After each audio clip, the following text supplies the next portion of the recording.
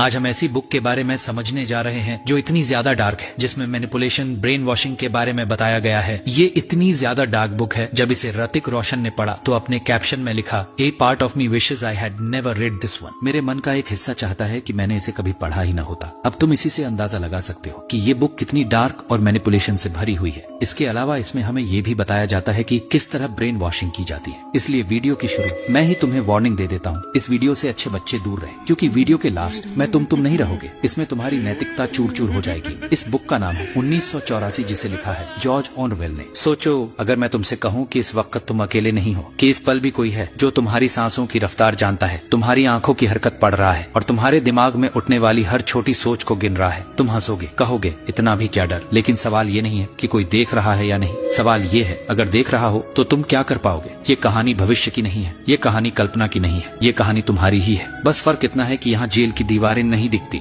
हथकड़ियां नजर नहीं आती और कैदी खुद को आजाद समझते हैं। एक ऐसी दुनिया की कल्पना करो जहाँ सबसे बड़ा अपराध कत्ल नहीं है, सबसे बड़ा अपराध है सोचना। जहाँ तुम्हारी सोच तुम्हारी नहीं होती, जहाँ तुम्हें ये तय नहीं करने दिया जाता कि सच क्या है, झूठ क्या है, क्योंकि सच हर दिन बदला जाता है। अगर आज कहा जाए कि दुश्मन ये है तो वही दुश्मन है, कल कहा जाए कि दुश्मन कोई और था तो वही सच बन जाएगा। और अगर तुम पूछो कल तो कुछ और कहा गया था, तो जवाब मिलेगा तुम्हें गलत याद है। यही से खेल शुरू होता है, तुम्हारी यादों के साथ, तुम्हारी पहचान के साथ और आखिर में तुम्हारी आत्मा के साथ। इस दुनिया में तुम्हें मारने की जरूरत नहीं पड़ती, क्योंकि जिंदा इंसान खतरनाक होता है, लेकिन टूटा हुआ इंसान सबसे आज्ञाकारी। तुम्हें धीरे धीरे सिखाया जाता है कि डर ही सुरक्षा है, कि निगरानी ही शांति है, कि अगर तुम पर नजर रखी जा रही है तो इसका मतलब है कि तुम सुरक्षित हो। और यही झूठ सबसे खतरनाक होता है। यहाँ प्यार भी अपराध है, क्योंकि प्यार इंसान को किसी और से जोड़ देता है और सत्ता ये बर्दाश्त नहीं कर सकती कि तुम किसी और के हो जाओ। यहाँ तुम्हें सिखाया जाता है कि दर्द अच्छा है, कि झुकना समझदारी है, कि अगर सत्ता कहे तो 2 + 2 = 5 और तुम मान भी लेते हो,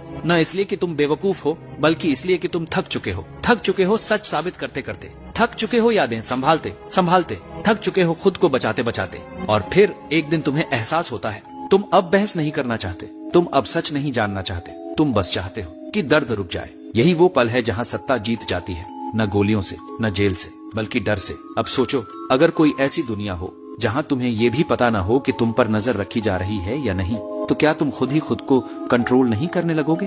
क्या तुम खुद ही अपनी सोच को सेंसर नहीं कर दोगे? यही सबसे परफेक्ट जेल है, जहां जेलर की जरूरत नहीं, जहां कैदी खुद ही पहरेदार बन जाते हैं। और यही वजह है कि ये कहानी डरावनी नहीं है, ये कहानी खतरनाक है, क्योंकि इसमें कोई राक्षस नहीं, सिर्फ सिस्टम है। और सिस्टम हमेशा मुस्कुराता हुआ आता है। आज तुमसे कोई नहीं कहता कि तुम क्या सोचो, बस ये तय कर दिया जाता है कि तुम क्या ना सोचो। और यही शुरुआत है अंत की। अब तुमसे एक सवाल जो तुम्हारी इंटेलिजेंट का प्रूफ देगी। कमेंट करके बताओ कि इंडिया में ऐसी कौन सी पार्टी है जो इस तरह लोगों को कंट्रोल और ब्रेन वॉशिंग का प्रोपोगेंडा चला रही है। इस वीडियो में हम सिर्फ एक कहानी नहीं सुनेंगे, हम समझेंगे 1. कैसे सत्ता इंसान को मारे बिना तोड़ देती है। 2. कैसे सच को इतनी बार बदला जाता है कि झूठ हकीकत बन जाता है। 3. और आखिर में कैसे एक इंसान अपने सबसे बड़े डर के सामने घुटनों पर आ जाता है। लेकिन सावधान रहना, क्योंकि ये कहानी सिर्फ देखने के लिए नहीं है, ये कहानी खुद को देखने के लिए है। क्योंकि अगर तुम्हें लग रहा है कि ये सब तुमसे दूर है, तो शायद यही सबसे बड़ी जीत है उस सिस्टम की। जब इंसान को ये यकीन दिला दिया जाए कि वह आजाद है, तो उसे गुलाम बनाना सबसे आसान हो जाता है। अब वीडियो को ध्यान से देखना, क्योंकि यहाँ कोई तुम्हें डराने नहीं आया, यहाँ सिर्फ सच धीरे धीरे उतारा जाएगा।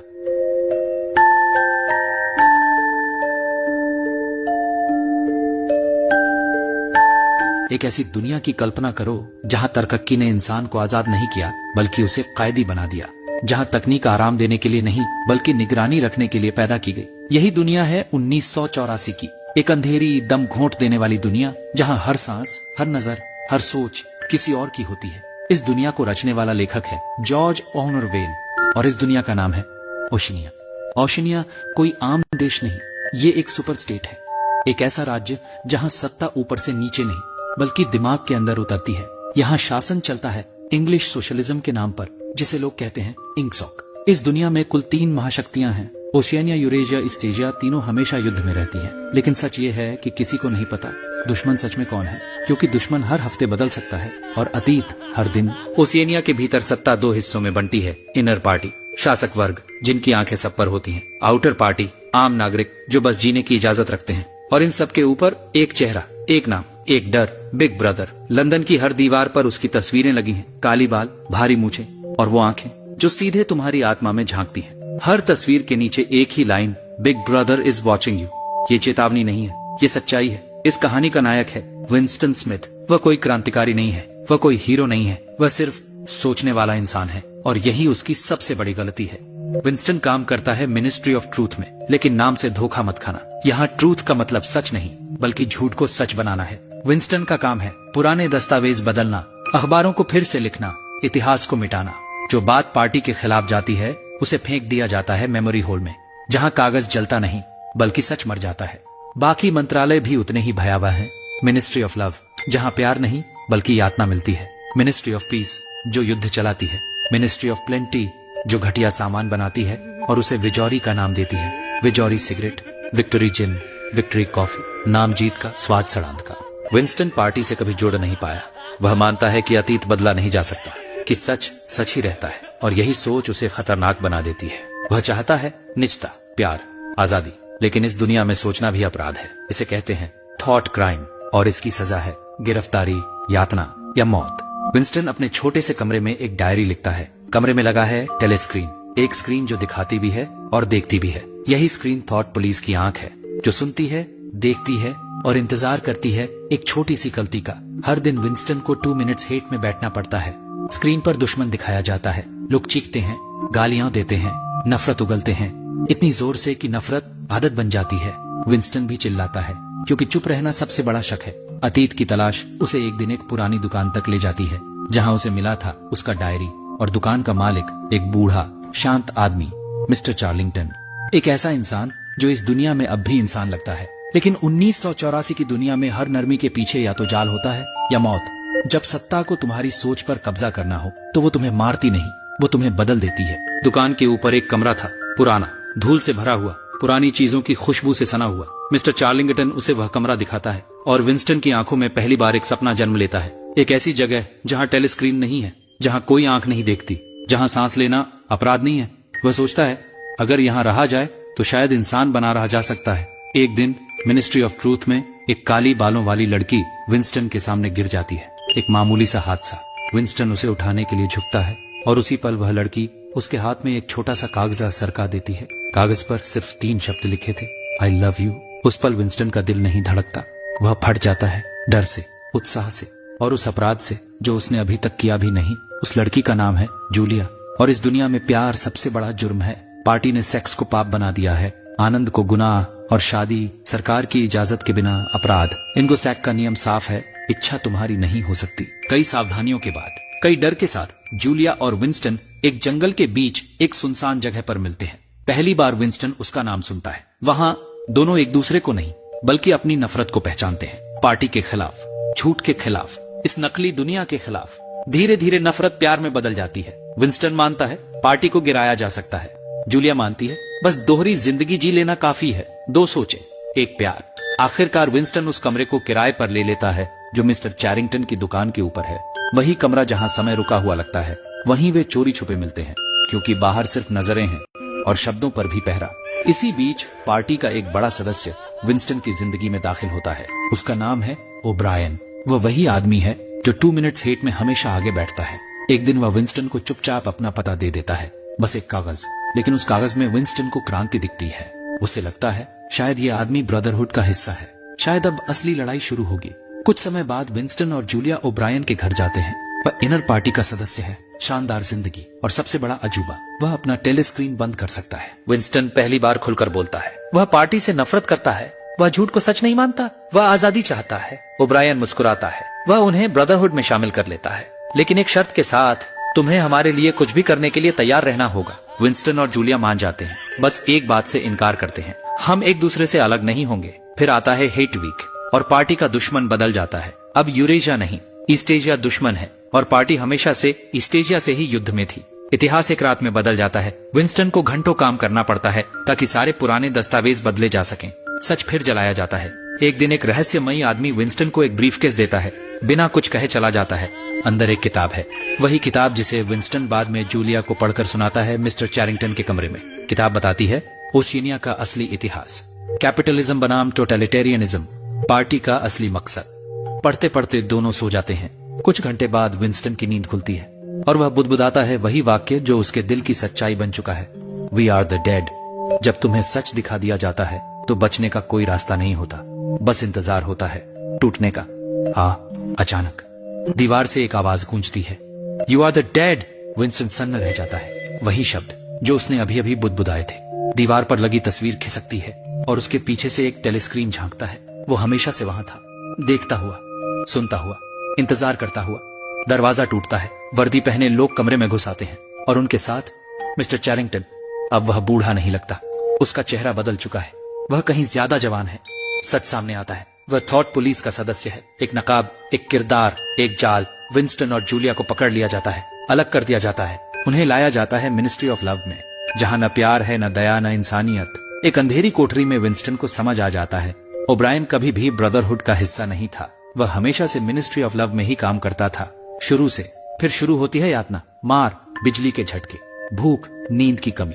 विंस्टन से ऐसे अपराध कबूल करवाए जाते हैं जो उसने कभी किए ही नहीं। कत्ल, जासूसी, देशद्रोह। ओब्रायन हर वार के साथ उसकी आत्मा को तोड़ता है। वह कहता है, तुम्हारी यादें गलत हैं, तुम पागल हो। और सबसे खतरनाक बात, पार्टी को सच की जरूरत नहीं, पार्टी को सिर्फ सत्ता चाहिए। सत्ता के लिए सत्ता।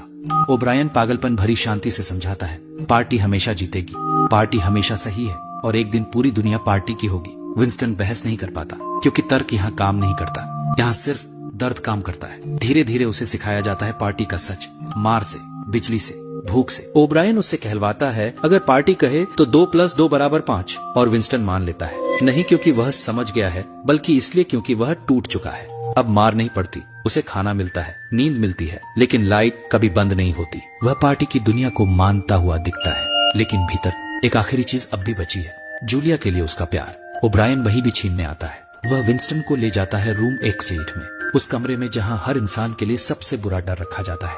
विंस्टन के लिए चूहे। उसे कुर्सी से बांध दिया जाता है, चेहरे पर एक पिंजरे जैसी मशीन लगा दी जाती है, अंदर भूखे मांस खाने वाले चूहे। विंस्टन डर से कांप उठता है। ये डर नहीं है, ये आत्मा का चीखना है। वह टूट जाता है और चिल्ला उठता है, मुझे छोड़ दो, किसी और को दे दो, किसी को भी, जूलिया को भी। बस यही पल है। ओब्रायन जीत चुका है। विंस्टन का दिमाग धो दिया गया है। एक बदला हुआ इंसान दुनिया में वापस छोड़ दिया जाता है, एक खाली खोल। एक दिन विंस्टन जूलिया को सड़क पर देखता है। वे एक दूसरे को पहचानते हैं, लेकिन अब कुछ नहीं बचा, न प्यार, न दर्द, न इच्छा।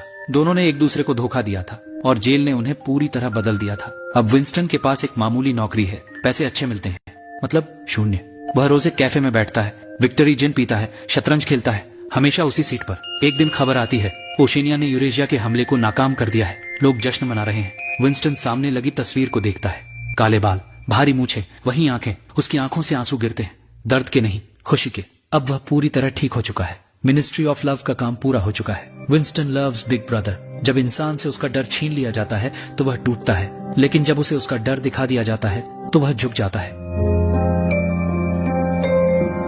जब कहानी खत्म होती है तो विंस्टन मरता नहीं है। यही सबसे डरावनी बात है। वह जिंदा रहता है, चलता है, सांस लेता है, हंसता भी है, लेकिन जो मर चुका होता है वह है उसका अंदर का इंसान। और यहीं से 1984 सिर्फ एक कहानी नहीं रहती, ये एक आईना बन जाती है। एक ऐसा आईना जिसमें अगर तुम ज्यादा देर देख लो तो खुद से नजरें मिलाना मुश्किल हो जाता है। एक power does not want you dead, it wants you empty. सबसे पहला सबक जो यह किताब सिखाती है, सत्ता को तुम्हारी लाश नहीं चाहिए, उसे तुम्हारी आत्मा चाहिए। क्योंकि मरा हुआ इंसान खामोश होता है, लेकिन टूटा हुआ इंसान आज्ञाकारी होता है। पार्टी विंस्टन को मार सकती थी, एक गोली, एक आदेश, खत्म। लेकिन नहीं, उसे जिंदा रखा गया, तोड़ा गया, बदला गया। क्यों? क्योंकि सत्ता की असली जीत किसी को चुप कर देना नहीं होती, बल्कि उसे यह यकीन दिला देना होती है कि वह गलत था। यही सबसे खतरनाक मैनिपुलेशन है, जब तुम किसी को हराओ नहीं बल्कि उससे कहलवाओ, मैं ही गलत था। आज की दुनिया में भी लोगों को चुप नहीं कराया जाता, उन्हें कंफ्यूज किया जाता है, थकाया जाता है, इतना ओवरलोड दिया जाता है कि वो खुद सच ढूंढना छोड़ दें। और यही पल है जहां सत्ता जीत जाती है। 2 memory is identity, control the memory, control the human.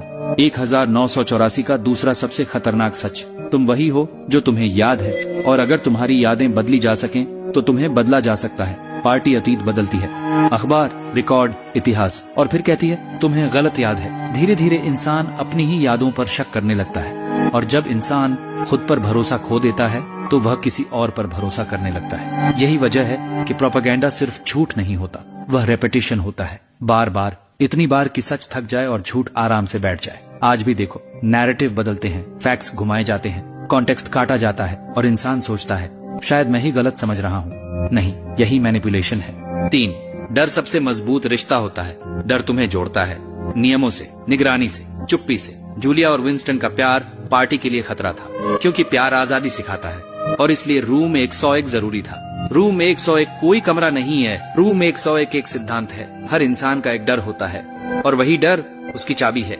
Manipulation हमेशा जेनेरिक नहीं होती, वह पर्सनल होती है, तुम्हारे डर के हिसाब से, तुम्हारी कमजोरी के हिसाब से। और जब वही डर तुम्हारे सामने खड़ा हो जाए तो सबसे मजबूत इंसान भी टूट जाता है। 4. Human nature, everyone breaks. यह किताब एक बहुत कड़वा सच कहती है, कोई भी हीरो नहीं होता, बस लोग होते हैं, और हर इंसान किसी न किसी बिंदु पर टूटता है। विंस्टन बहादुर नहीं था, वह बस सोचने वाला था, लेकिन जब डर उसकी स्किन के नीचे गया तो उसने भी कहा जूलिया को दे दो, और यही इंसान हारता है। यह जजमेंट नहीं है, यह ऑब्जर्वेशन है। 1984 यह नहीं कहती कि विंस्टन कमजोर था, यह कहती है तुम भी यही करोगे अगर वही डर, वही दर्द, वही आइसोलेशन। और यही बात इस किताब को फिक्शन से प्रेडिक्शन बना देती है। 5. True slavery feels like safety. सबसे खतरनाक लाइन कभी कहीं नहीं जाती, बस महसूस कराई जाती है। हम तुम्हें बचा रहे हैं, पार्टी कहती है। निगरानी या सुरक्षा, डर शांति, नियंत्रण, व्यवस्था, और इंसान मान लेता है, क्योंकि कैओस से डर लगता है, अनिश्चितता से डर लगता है, और सत्ता इसी डर का फायदा उठाती है। धीरे धीरे इंसान खुद कहने लगता है ठीक है, कोई और सोच ले, कोई और तय कर ले, और यही आजादी मर जाती है। 6. Love for big brother, final stage of manipulation. आखिर में विंस्टन बिग ब्रदर से डरता नहीं है, वह उससे नफरत भी नहीं करता, वह उससे प्यार करता है। और यही सबसे खतरनाक स्टेज है। जब गुलाम अपने मालिक से प्यार करने लगे तो चेंज दिखती भी नहीं। ये सिर्फ किताब का अंत नहीं है, ये वार्निंग है कि अगर तुमने सवाल पूछना छोड़ दिया, अगर तुमने सोचने की तकलीफ से बचना सीख लिया, अगर तुमने डर को कंफर्ट मान लिया, तो किसी दिन तुम भी वही कहोगे, I love Big Brother. Why this book hurts. 1984 इसलिए डरावनी नहीं है कि इसमें टॉर्चर है, ये डरावनी है क्योंकि यह पॉसिबल है, और कुछ हद तक ऑलरेडी हैपनिंग।